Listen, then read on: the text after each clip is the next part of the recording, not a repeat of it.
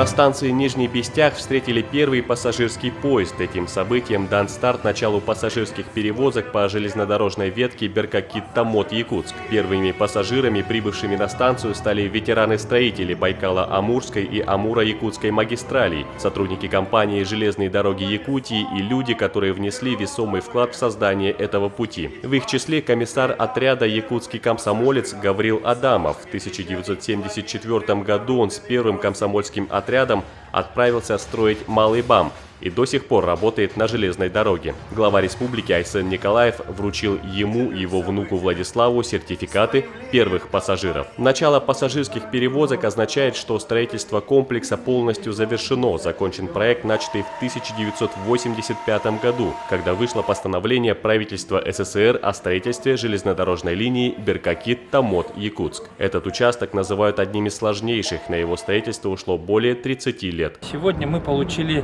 возможность, во-первых, войти в единую транспортную сеть Российской Федерации.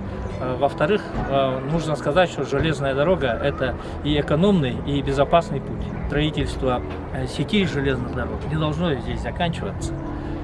Мы знаем, что всегда, куда приходит железная дорога и появляется пассажирское соединение, это победа. Недавно я был в Белгородской области, и где одним из моментов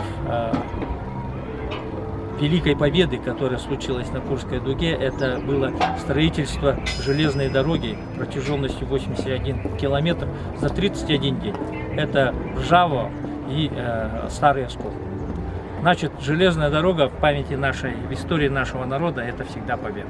И сегодня Якутия празднует победу. Торжественная церемония завершилась передачей акта о технической готовности пускового комплекса Томот-Якутск генеральному директору компании «Железные дороги Якутии» Василию Шимохину.